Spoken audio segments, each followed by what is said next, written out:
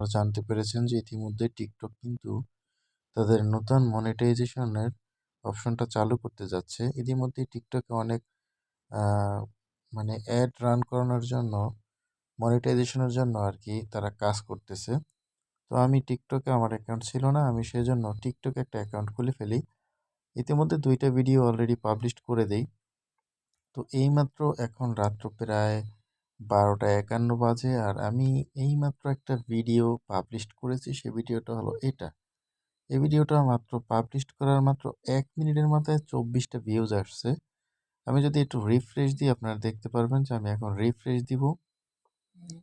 এই দেখুন, আমি যদি রিফ্রেশ দিই দেখুন ইতিমধ্যে ২৭ টা ভিউজ কমপ্লিট। এখন যদি আমি আরেকটু রিফ্রেশ দিই তাহলে দেখতে পারবেন আরও ভিউজ হবে। দেখুন এখানে কিন্তু ৩০ টা ভিউজ আসছে। তো আমি আসলে মূলত এই ভিডিওটা কি জন্য তৈরি করতে যাচ্ছি সেটা হচ্ছে আপনারা যদি টিকটকে রাত্র ১২:৩০টার দিকে ভিডিও ছাড়েন তাহলে সেই ভিডিওতে ভিউজ আসার সম্ভাবনাটা বেশি। দেখুন আমি যদি এখন আরেকটা রিফ্রেশ দিই তাহলে দেখুন এই ভিডিওটাতে আরও ভিউজ চলে আসার সম্ভাবনা থাকবে। তো যাই হোক আপনারা এই টাইমে ভিডিওতে আর কি ভিডিও ছাড়বেন। তো ভিডিও ছাড়লে এই টাইমে আর কি ভিডিওতে বেশি, বেশি ভিউজ পাওয়া যায়।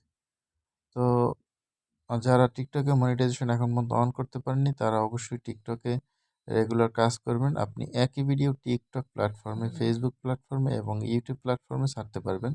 তবে সর্বপ্রথম ফেসবুক প্ল্যাটফর্মে ভিডিওটা আগে দিবেন, তারপরে ইউটিউবে দিবেন, তারপরে টিকটকে দিবেন। তো আজকে এই ভিডিওটা এই পর্যন্তই। মূলত এই ভিডিওটা আমি তৈরি করেছি আপনাদের জন্য যাতে আপনারা বুঝতে পারেন আসলে কোন টাইমে ভিডিও ছাড়লে ভিডিওতে বেশি পরিমাণে ভিউজ পাওয়া যায়। তো যারা ভিডিওটা এখন এতক্ষণ পর্যন্ত দেখছেন তাদের সকলকে জানাই শুভেচ্ছা এবং আপনারা যারা নতুন আছেন আমার চ্যানেলটাকে অবশ্যই সাবস্ক্রাইব করে দিয়ে পাশে থাকা বেল আইকনটি অন করে দিবেন তাহলে নিত্য নতুন ভিডিও দেখতে পারবেন। তো ধন্যবাদ সকলকে।